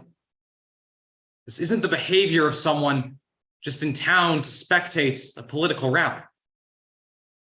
This is the behavior of someone with something to hide. Someone who's trying to cover up what's really going on. Someone whose goal is to deceive both Mix-Walensky and the agent. Now, you also learned that Mix-Walensky found a map of Olympic Park in the defendant's hotel. The defendant was studying that map on July 3rd, the night before the rally.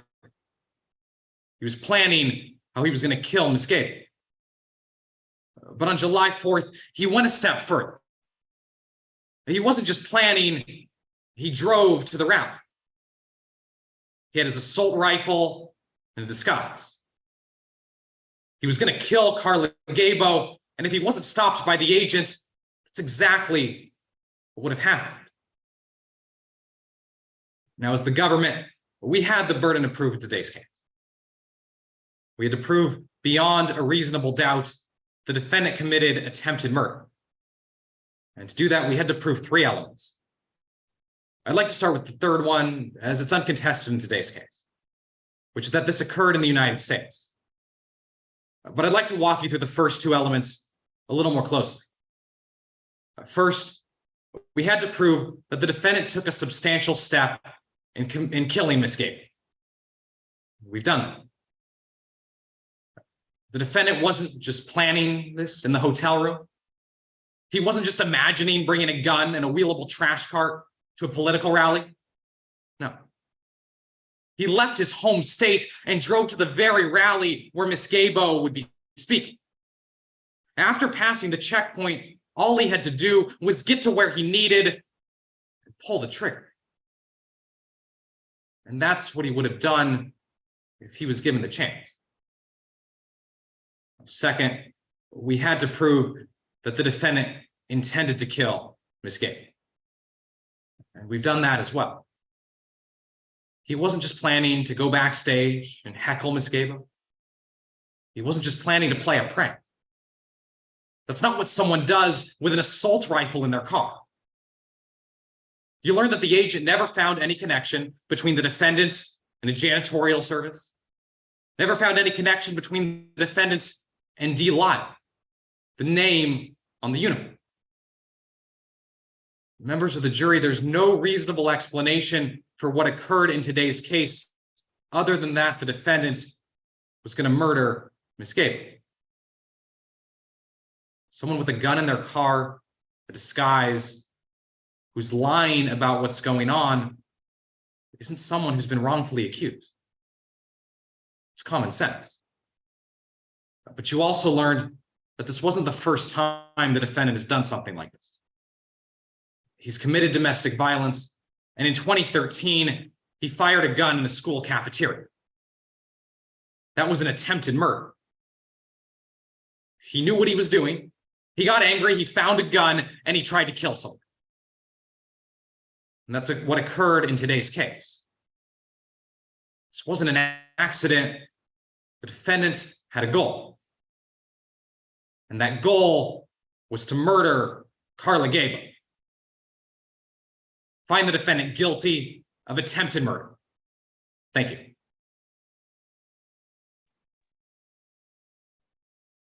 Jacob, congratulations. We joke, but it is truly impressive that you were the only person to make the finals in all four categories. What an astounding performance. Ria?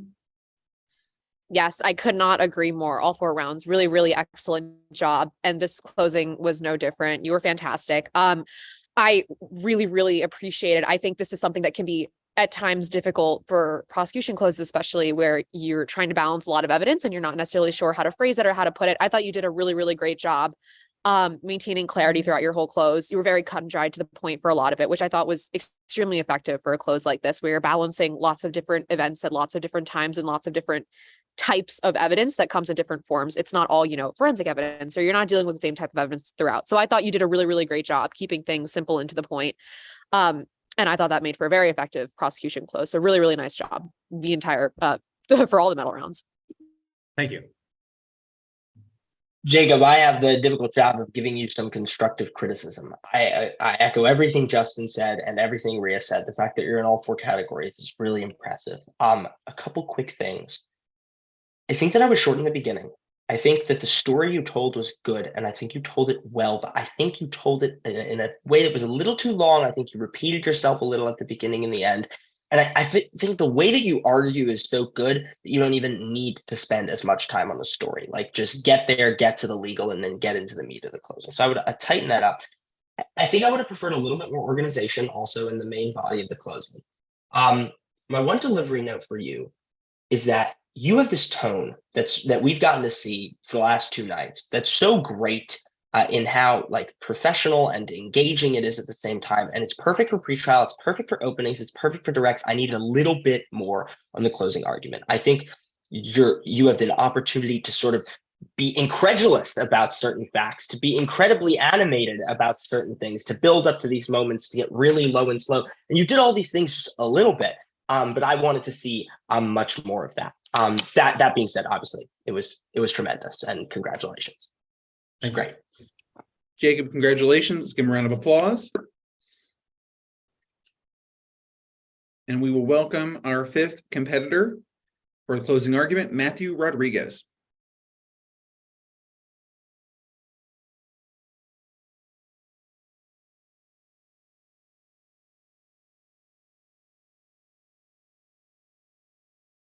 Hey, Matthew, how you doing? Hi, I'm good. Awesome. You want to introduce yourself and your school? Let us know where you're from. Yeah, I'm Matthew Rodriguez. I go to American Heritage Plantation in Plantation, Florida. Great. Whenever you're ready, you can proceed.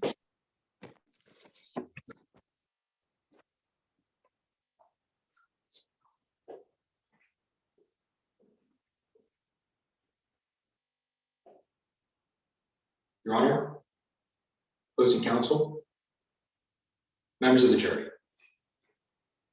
Coincidence, circumstantial, speculation. See, when I sit down and when defense counsel gets up here to give you their closing argument, you're going to hear those words a lot.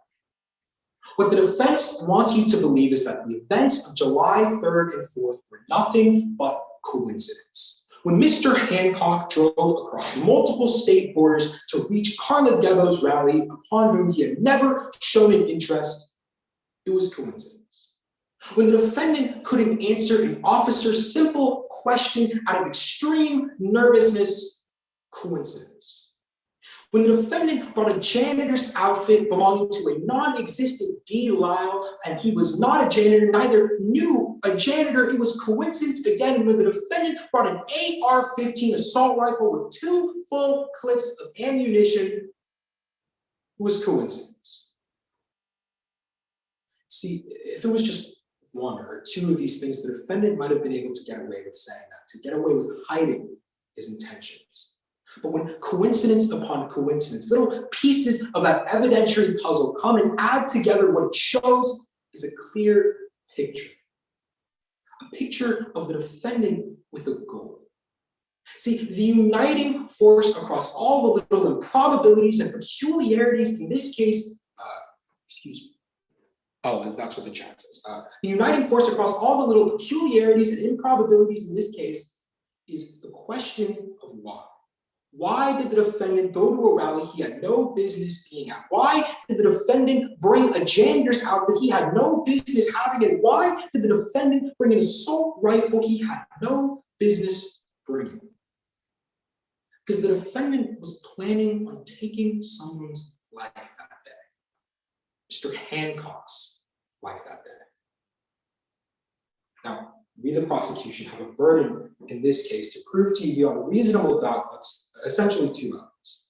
One, that Mr. Hancock took a substantial step towards killing Carla Gebo, and that strongly corroborated his intent to kill her. Or to put it simply for you members of the jury, the defendant was past the point of no return.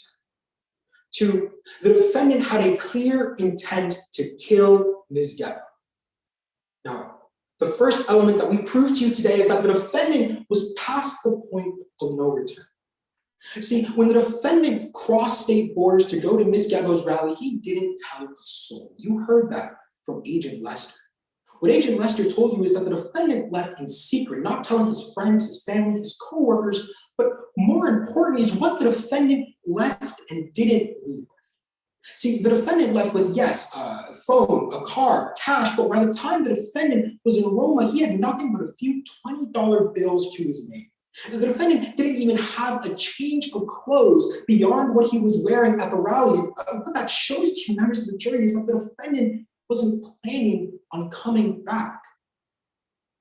See, the defendant knew that when he walked into Ms. Gebo's rally and opened fire, there was no way he was just going to walk back and go back home. The defendant was prepared to accept going back behind bars, just like he was in 2013 when he shot a gun into a crowd, and just like he was in 2020 when he was convicted of domestic violence. But what the defendant couldn't accept was getting caught before him.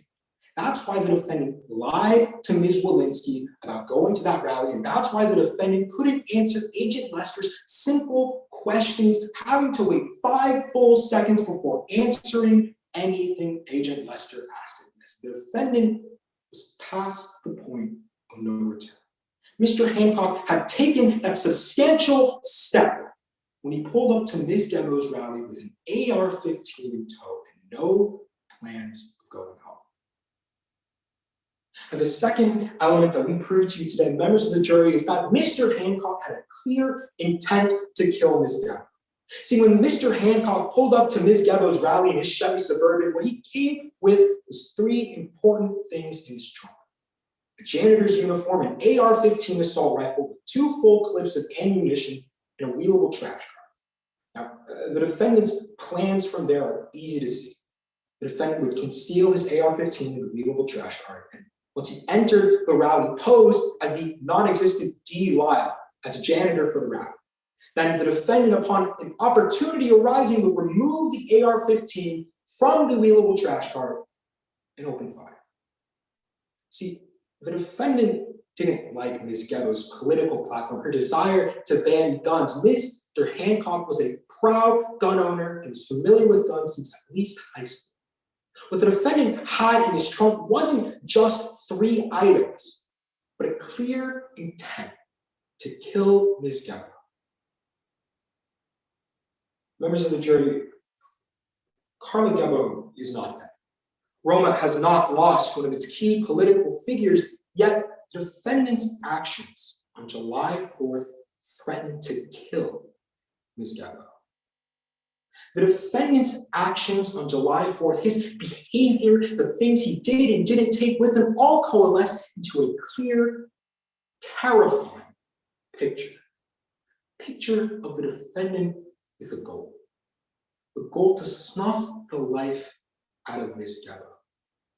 See, July 4th, an attempt was made on Ms. Gebo's life.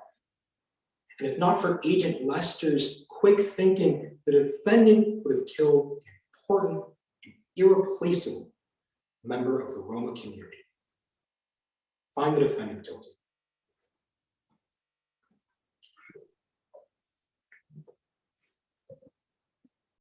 Nice job, Matthew. Congratulations. Sorry, thank you. Thank you. All right, we have one more closing argument tonight. Our final performer in this event, our final performer in any event. But we got to give some feedback, Justin. Oh, you're right. I'm jumping way ahead. That's why Will's like, what are you doing? I'm like, what do you mean, what am I doing, Will? I got so carried away. Matthew, I apologize. Rhea, What do we love about Matthew's performance? Yes, I'll tell you what Justin clearly did not want you to hear. Your performance was excellent. You did a great job. One thing that I really loved is just the energy and passion that you brought to your delivery. I think for closing arguments in particular, that sort of animated delivery is something that's really, really important. That sort of like, indignance on behalf of the government is something that is just really, really sells me on the story. So I loved how much energy and passion you brought throughout the whole thing. I thought that was really, really well done. Nice job. Thank you. I'm supposed to give you some constructive criticism. And, Matthew, I think the reason that Justin tried to just move on there is because he knew I wouldn't have much to say. But I will do my best. It was really, really good. I'll give you a substantive comment and a stylistic comment. The substantive comment is that I thought that the section at the beginning about the coincidences with the rhetorical questions was good. I really liked it. I would have liked it near the end, 2/3 of the way through the closing. Just as a matter of style, I'm not the biggest fan of when the government begins its case asking questions, because today all day it's been your job to prove your case. It's the defense who has to ask the question. So I would have switched that up. And stylistically, I agree with Rhea. Like I've been wanting to see sort of all night, just like righteous anger from a government closing. And I loved the way you brought that sort of righteous anger. I think the next thing to add is sort of a conversational tone, just a more relaxed, engaging, connecting with the jury kind of tone of voice. And also some quiet moments where you can sort of add a quiet gravity, where it's clear that you're bringing sort of the same intensity that you bring to those louder, faster sections, but in a very different way that totally contrasts with what you did a lot of. I think that's a nitpick. I think that's something you could add, but really it was fabulous. Thank you. Matthew, it was so good that I figured it spoke for itself. Nicely done. Matthew, congratulations on reaching our medal round. Very nicely done. We will now welcome our final competitor of the evening, Kayla Waddington.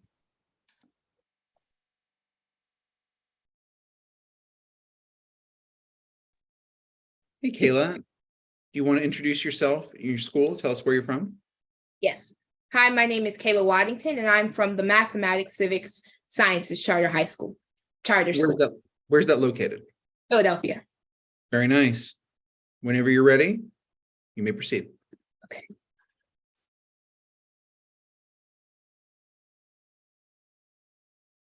The government is making assumptions, but you must ask questions. Now, opposing counsel just came before you and tried to convince you that Tracy Hancock is some violent criminal mastermind, some vicious political radical who wants to assassinate a future United States senator. But members of the jury, I ask that you set aside the government's assumptions for a moment and instead ask questions. The first question that I'd like you to consider is this. Did Special Agent Lester show us any evidence that incriminates Tracy Hancock? The answer to this question, members of the jury, is no. In fact, Mr. Lester showed us quite the opposite. You learned here today how Tracy Hancock complied with every single one of Agent Lester's commands. You learned that Tracy Hancock allowed his phone, his car, and even his vehicle to be searched. Now, members of the jury, Tracy Hancock did not have to do this. In fact, it is Tracy Hancock's constitutional right to deny this search. It is his constitutional right to say no. But Tracy Hancock allowed this search to happen because he had absolutely nothing to hide. This was made clear today when Agent Lester came before you all and told you how his searches were fruitless. You learned here today that he found nothing incriminating in my client's belongings. You found that Tracy Hancock had no malicious intent to commit any sort of crime at this rally. Now, the government would like you to assume that just because Tracy Hancock had a registered weapon in his car that he must have been planning something nefarious, that he must have been planning something bad. But members of the jury, this is just an assumption. Tracy Hancock was not planning anything wrong. In fact, he was simply exercising his constitutional right to bear arms. We all have this constitutional right, and the prosecution's assumption that Tracy Hancock choosing to exercise this right makes him a criminal is false. Next, I'd like you to consider the question of, is silence a crime? Once again, members of the jury, the answer to this question is no. Silence is not a crime. In fact, this is yet another constitutional right. The government would have you believe that just because Tracy Hancock was slow to answer Agent Lester's questions, that he must have been hiding something. That because Tracy Hancock denied to participate in mundane conversation with a stranger, Maura Walensky, that he must have been planning something. But this is not true, members of the jury. On July 4th of 2022, Tracy Hancock was going to a rally. He was going to see his favorite political official when suddenly he was confronted by an armed federal agent. Tracy Hancock was not trying to hide anything. Tracy Hancock was simply trying to find his words. Tracy Hancock was afraid, members of the jury. And the government's assumption that his silence is an inclination of guilt is just that, members of the jury, an assumption. Now, finally, I'd like you to consider the question, did the government meet their burden?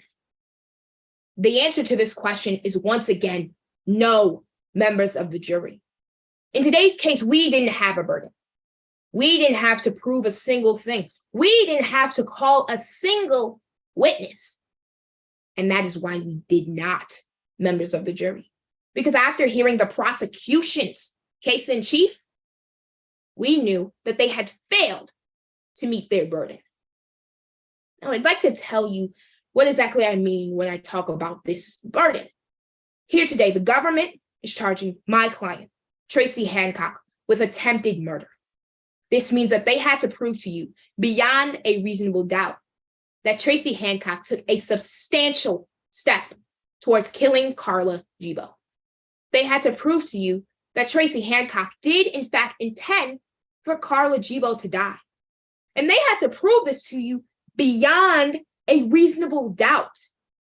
The members of the jury, beyond a reasonable doubt is the highest burden in our legal system. Beyond a reasonable doubt means if you have any reasonable doubt that Tracy Hancock committed the crime that the prosecution is accusing him of, then you must find him not guilty. Now, members of the jury, all throughout today's trial, the government came before you with assumptions. They wanted you to assume that because Tracy Hancock had a gun, a registered gun at that, in his vehicle, that he must be a criminal. They wanted you to assume that because Tracy Hancock had a trash cart and a janitorial outfit in his car, that he must have been planning something nefarious. They wanted you to assume that because Tracy Hancock decided to remain silent, that he must be a bad person. But members of the jury, this is not true. None of these actions make Tracy Hancock a criminal, but rather just a person like you or me. And in a few moments, this person's life will be in your hands. I ask that you find Tracy Hancock not guilty. Thank you.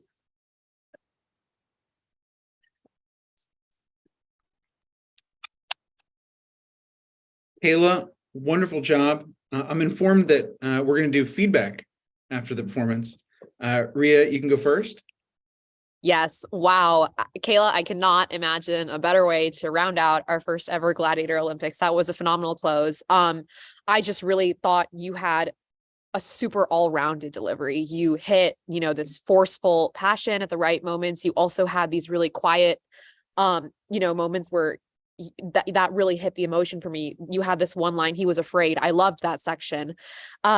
Just really, really great job hitting emotion in all the right areas. You had a great range, not just, it wasn't one note at all. So awesome job there. I liked your structure with the questions. But the biggest thing I can compliment you on is just your delivery was so all rounded. And it's a really, really excellent job there. Congratulations. Thank you. I'm supposed to give you some constructive criticism. So here's what I've got. I think that I would have narrowed what the questions were.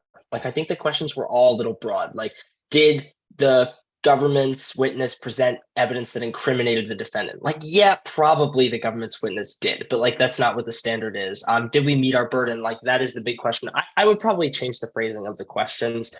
I think that I would have started with something longer and a little bit more big picture in the beginning before you jumped right into it. And this is like the nitpickiest of nitpicks, but sometimes when you started a new section, you said the word "now," but you said it really quietly. So it was sort of like a very quiet start to your section. But really, like, that's all I got. And those are pretty nitpicky nitpicks. I don't know. One of the things I think is great about mock trial is that when it's really going fantastic, you sort of feel like you're in the world, like, and it's really happening. And I thought that especially right there at the end, you had me there. I thought it was fantastic. Thank you. Kayla, congratulations. Nice to see you again. And thank you for a wonderful performance. Congratulations to all 6 of our final round medalists or medal competitors for closing arguments. I want to thank everybody for participating, anybody who submitted videos, anyone who worked with them as coaches, as teammates, anybody watching at home cheering them on. We've had certainly a ton of fun evaluating, judging, and remembering to give comments after each performance. Really great job from everybody. The 24 competitors we've seen, I should say 30 competitors, including the witnesses we've seen over the last 2 nights have been tremendous. So on behalf of Stand Up and Mock On, thank you so much. Tomorrow night, we'll be announcing the bronze, silver, and gold medalists in all 4 categories. Congratulations, and we'll see you tomorrow. Thank you.